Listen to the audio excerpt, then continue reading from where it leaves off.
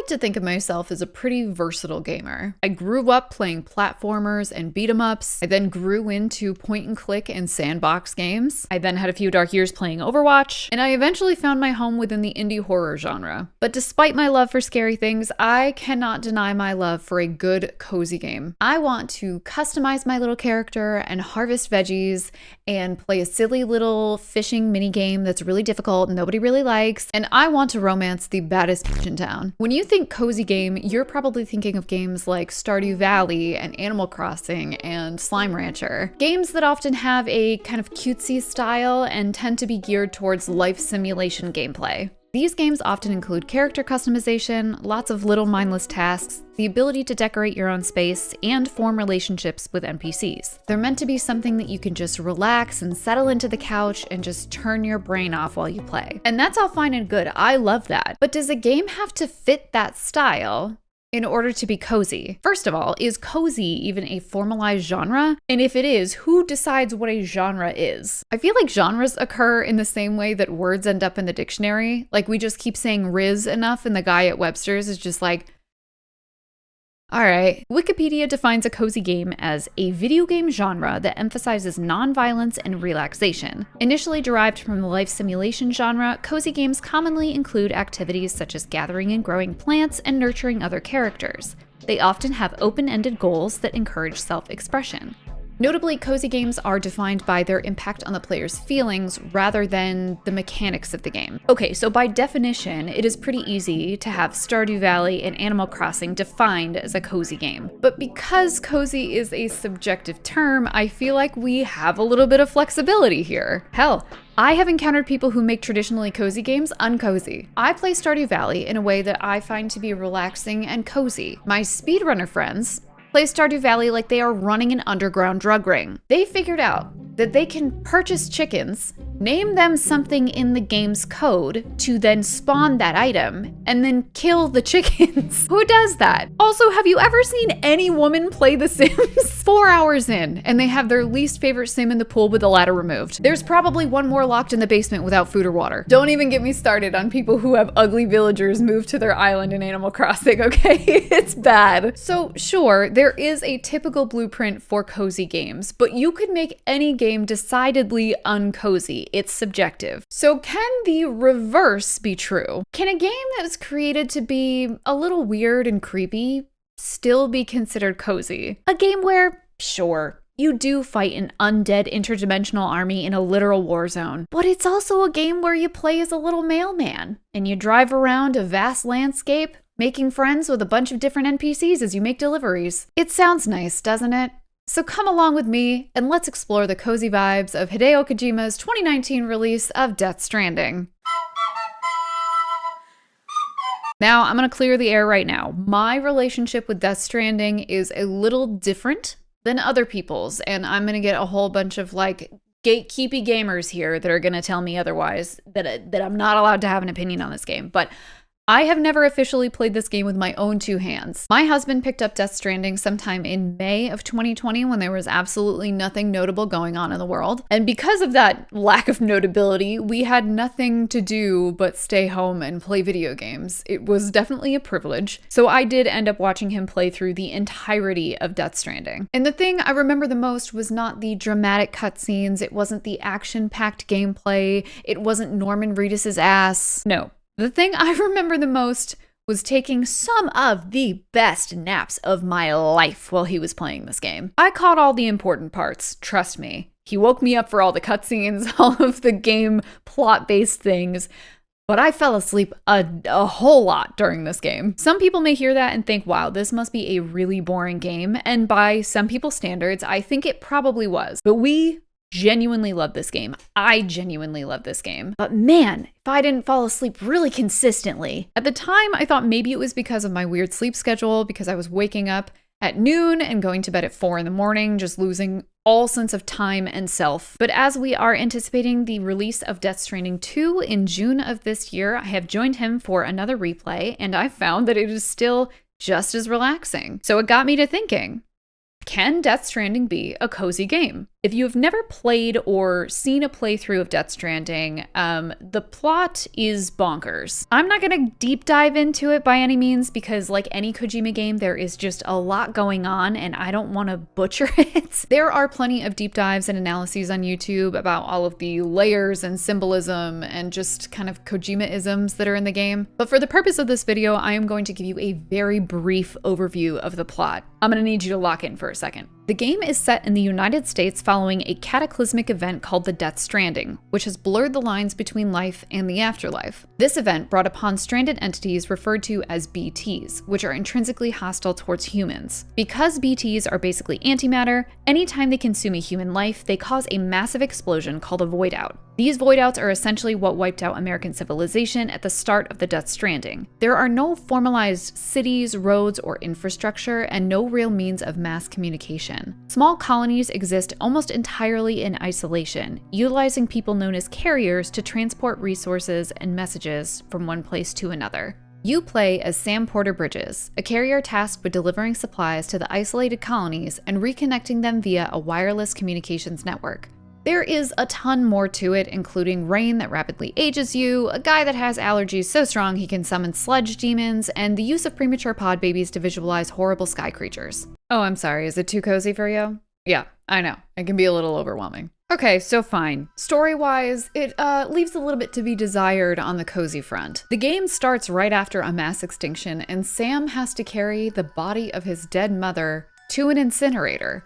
It can be dark, but also there are a lot of lovely, joyful moments that kind of make up for it. Yes, you're set in a post-apocalyptic world, but your job is to build and reconnect. There are tons of tragic backstories, but there's also a lot of opportunities for people to heal and reunite. And if, by Wikipedia's definition, cozy games are focused on the way they make the player feel, it's not the biggest stretch of the imagination to think maybe this fits in that category. The story, though, isn't what most felt cozy to me. What I think really lulled me into a sense of relaxation was the actual gameplay itself. Now, Death Stranding is listed as an action game, and yes, there is action, and we'll get to that. But if we ignore all of that, we strip it all away and really distill it down to what it is, Death Stranding is essentially just a mail delivery simulator. A simulator, you say? A simulation of something we do in real life? Wow, it's so real. It's like I'm actually delivering mail. Like a mailman. Check that box in the cozy game qualifications because this is a cozy game. Okay, so maybe we can't simplify it down to mail delivery simulator.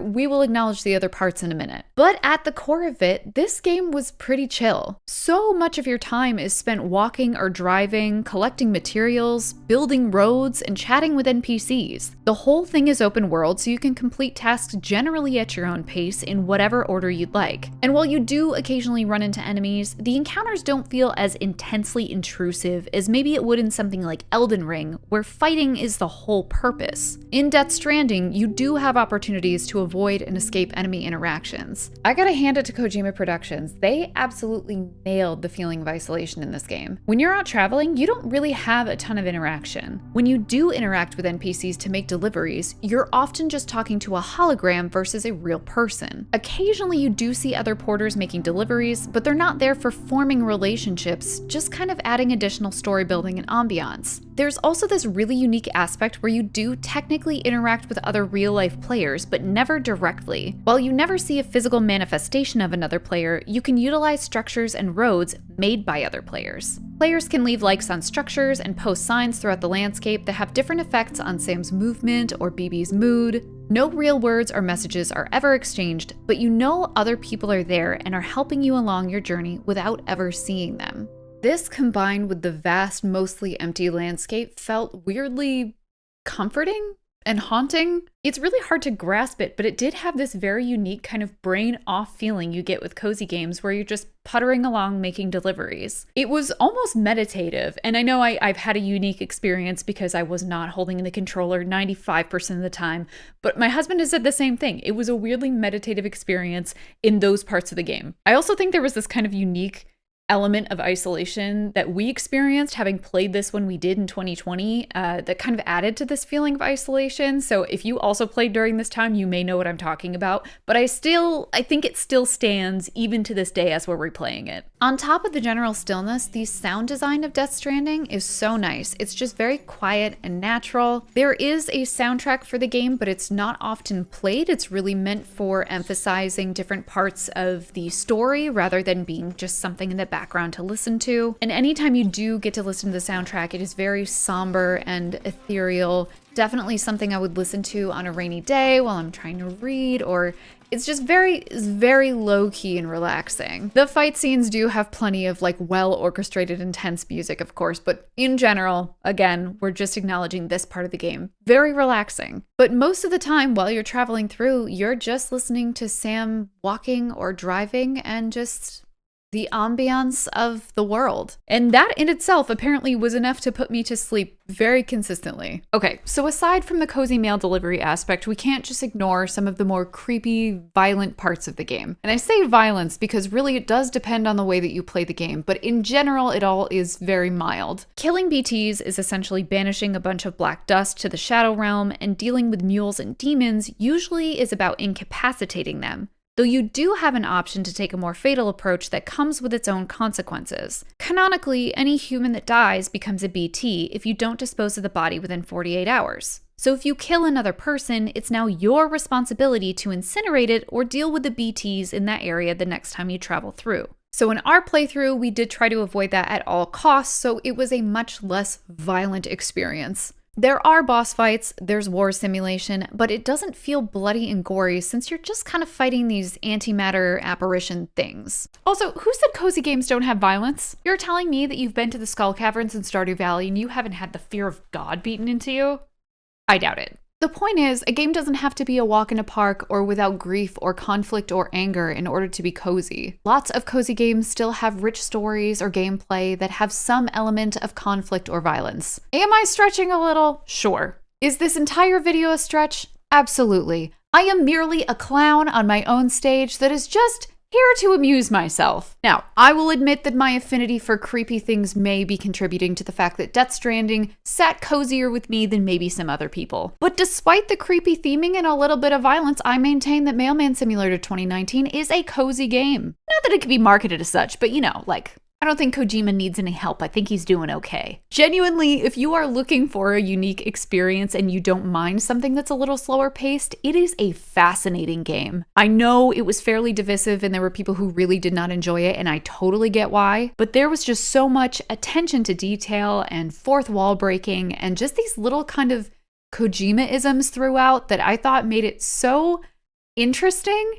And I think it was completely worth it just from that angle alone. There were just moments you would sit back and just be like, huh, that was weird. Or you just kind of laugh at a moment, or it just like changed the tone up really fast and it felt kind of weird, but in a good way. Again, if you're already familiar with Kojima games, I feel like this one fits right in, so you know what I'm talking about. Whether or not the second game will have this kind of vibe to it, I have no idea. I'm really interested to know. Maybe I'll even play this one instead of just watching. I don't know, but that's kind of a fun thing for my husband and I to do.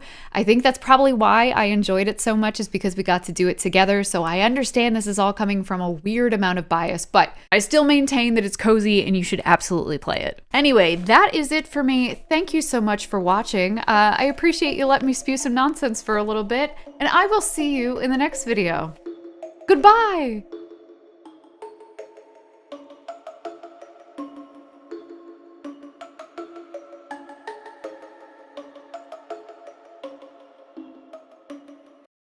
Oh, people are gonna be so mad.